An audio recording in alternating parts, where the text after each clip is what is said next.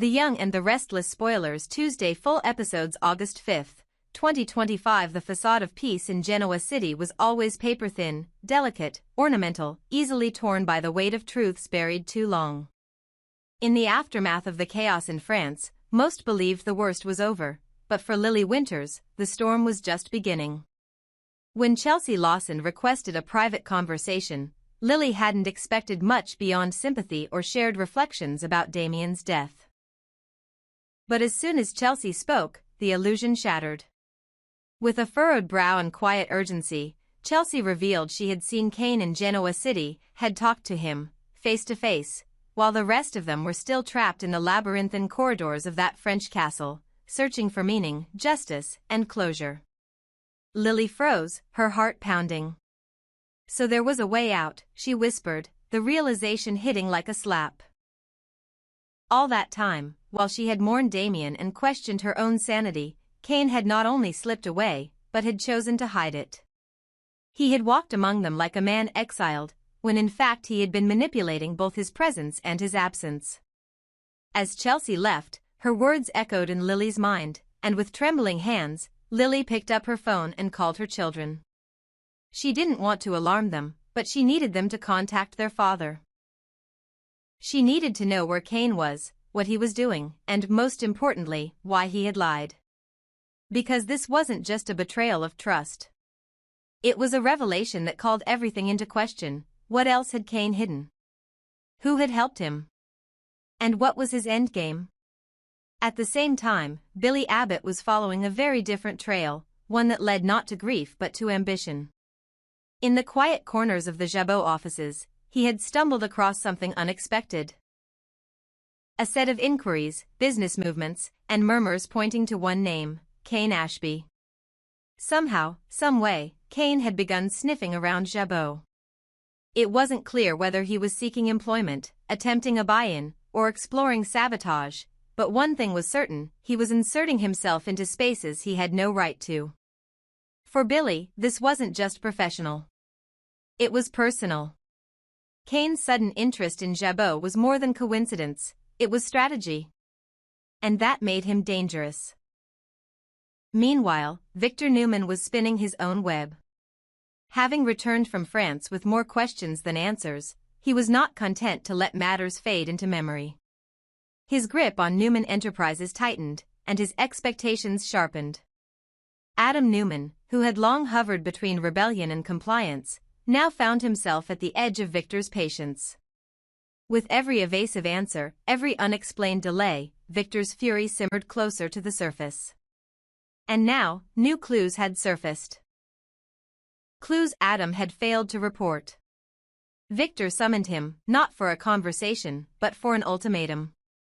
Either Adam would hand over everything he knew about what transpired in Nice, or Victor would assume he was hiding something and act accordingly. Adam knew the stakes. Victor didn't bluff. And in this moment, it became clear that his father believed the conspiracy ran deeper than any of them had admitted. Across town, the mood was softer but no less tense. At the writing supply store, Claire, Victoria, and Nikki were preparing for the memorial service honoring Cole Howard. It was meant to be a simple remembrance, a moment of calm in a city gasping for closure. Claire, still grieving in her own quiet way, tried to steady herself. But the calm was broken when Kyle Abbott arrived with a bouquet of lilies, only to admit they weren't from him. Victoria read the card and identified the sender, Nate Hastings. The message was heartfelt, and the timing unusual. Nate, who was in Chicago attending his brother's funeral, had somehow found a way to honor Cole too. The gesture deepened the emotional gravity of the moment. Nikki, however, saw something else beneath the flowers and sentiment. She turned to Claire and Victoria, her voice low and pointed. Victor was going to be furious when he learned that Kyle planned to attend the memorial, especially since he hadn't been invited. The Abbott name still carried weight in Victor's calculations, and Kyle's involvement in anything emotionally sensitive was bound to set off alarms. Claire, firm and defiant, made it clear she wouldn't let her grandfather's controlling tendencies isolate her again. Kyle was part of her life. He belonged there, and if Victor didn't like it, that was his burden. Kyle agreed to enter discreetly, from the back, to avoid any direct confrontation. But the symbolism of his presence was clear.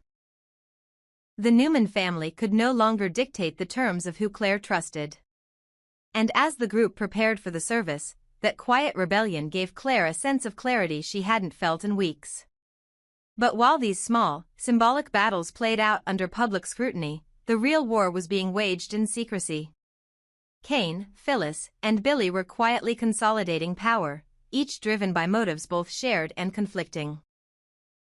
Kane's reappearance in Genoa City, his sudden interest in Jabot, and his manipulation of people like Phyllis were not isolated moves. They were parts of a larger design. A coup? A takeover?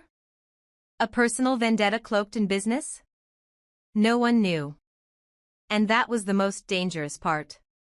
Lily, reeling from Chelsea's revelation, was beginning to suspect that her past with Kane had been weaponized.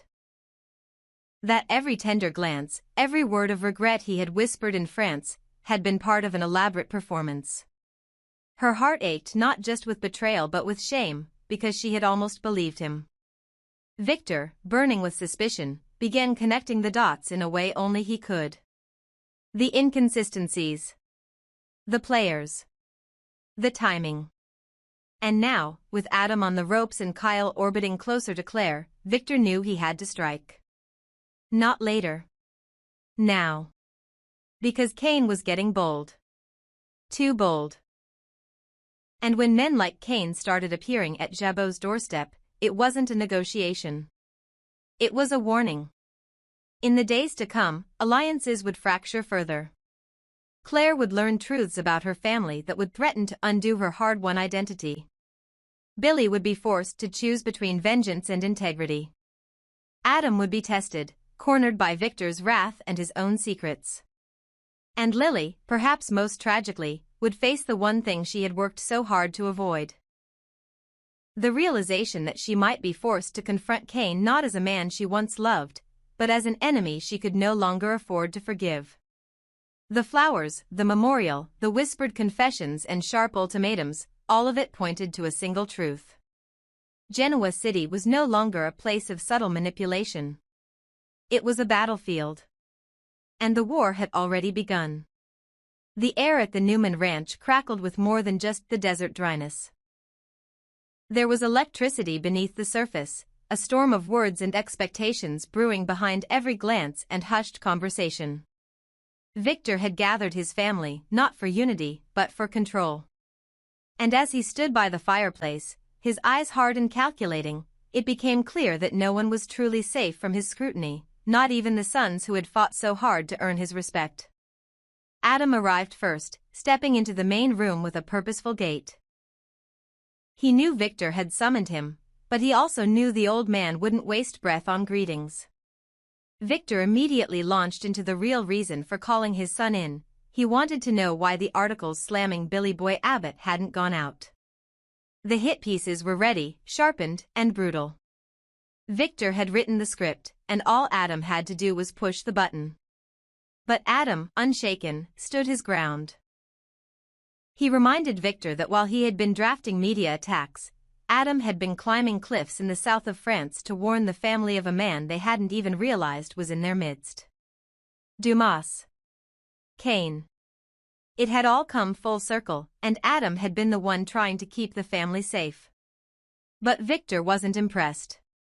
He dismissed the heroics with a curt glare, repeating his mantra: he had asked Adam to do this job, and it was time to stop delaying. But this time, Adam didn't bend. He refused. The war Victor wanted wasn't his. Across the room, Nick echoed his brother's defiance. He too didn't think a character assassination piece on Billy was the answer, especially now that they had discovered the truth. Kane Ashby was Dumas, the man responsible for weaving the chaos that nearly destroyed them all in France. The revelation made everything different. But Victor wasn't interested in sympathy or strategy. He saw further than they did, as always. "What neither of you seems to grasp," he said, voice low and heavy, is that Billy Boy Abbott is about to become Kane Ashby's official business partner. The words hit like thunder. Nick's shoulders stiffened, Adam's jaw tensed. Victor continued, each sentence measured and merciless. And I want Billy Abbott crushed. Outside, tires crunched on gravel, and within moments, Nikki, Victoria, Claire, and Kyle entered the house. They were fresh from Cole Howard's memorial service, their expressions still softened by grief and reflection. Claire walked with quiet poise, her emotions held tightly beneath the surface. Nikki looked regal but tired, her eyes flicking from one son to another, catching the remnants of an argument she hadn't heard but already understood. Victoria, meanwhile, clutched a folded program from the service, her fingers still wrapped in remembrance. But it was Kyle who walked in last, unsure whether his presence would matter or merely disrupt. He extended a hand to Victor, a simple gesture of respect. Victor looked down at it, then turned away. The dismissal was sharp and unmistakable. Claire saw it, and it stung.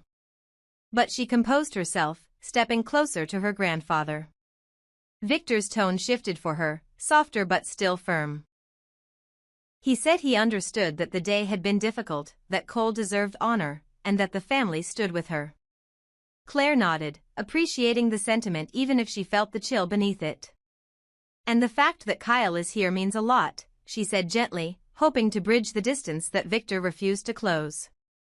But Victor didn't even acknowledge the man beside her. His silence toward Kyle was louder than any insult. Instead, he turned back to Adam, the fire in his eyes reigniting. "You'd better take Billy down," he said coldly, just as Chelsea stepped through the doorway. Her timing was unintentional, but her presence changed the air. She had come to show support, but caught the last words and read the room immediately. Looking toward Adam, she said simply, "I hope you'll do the right thing." It was not a plea, but a warning.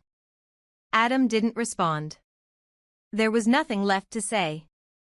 A call came in then, Victor's driver letting him know the cars were ready. The family gathered their things and exited one by one, heading toward the vehicles that would take them back to the ranch from the off-screen memorial site. The ceremony itself had taken place quietly, far from media and scrutiny. No cameras, no press releases. Just remembrance. A few words spoken in the wind, a few tears shed in silence. Cole Howard, long a mysterious presence in the family's history, had finally been given a proper goodbye. And as they returned to the ranch, something subtle shifted in the atmosphere. The house was quieter, but the tension had not left, it had simply changed shape. Nikki made the first comment. "That was a beautiful service," she said softly. A rare note of peace in a day otherwise filled with silent battles. Victor nodded and lifted a glass. He looked at Claire, then Victoria, then Nikki, and finally the empty space where Cole once stood in their lives. "To Cole," he said, "who deserved to be remembered as part of this family." The words were weighty, not just because of what they said, but because of who they excluded. Kyle stood near the window, distant, forgotten, still stinging from Victor's coldness. Claire remained close to him, refusing to let her grandfather's frost drive them apart. Victoria leaned into Nikki, her face unreadable. Nick and Adam each stood alone, united only in their quiet opposition to the plan Victor still insisted upon. And Victor? Victor stood alone by choice. He had orchestrated this moment, divided and maneuvered each of them into place like pieces on a chessboard. He didn't need allies. He needed results. The war against Billy was still on. The articles would be published, with or without Adam's cooperation. Kane's alliance with Billy would be exposed and dismantled. Kyle's presence would remain unwelcome until he learned where his loyalties truly lay. And Claire, for all her grace and strength, would have to choose between the man she loved and the family that now claimed her as its own. Genoa City was about to erupt again. And Victor, as always, would be standing at the center of the fire, smiling as the walls closed in.